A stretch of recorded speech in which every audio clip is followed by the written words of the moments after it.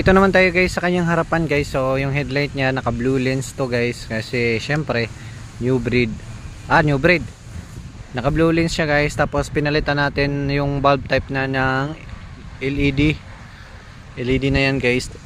Pero bulb type pa yung turn signal light nito. At yung dito niya naman guys is LED na rin yan, pinalitan ko. So pakita ko lang sa inyo, meron na rin pala itong eyeline guys sa kanyang headlight. Silip ko lang sa inyo. So ganyan siya guys. Meron na siyang park light. Meron tayong eyeline dito. Yan sa gilid niya. Tapos naka bulb type. May hazard na yan dahil sa kanina sinabi ko nga na yung switch niya. So ganyan ang itsura niya guys, ang kanyang headlight.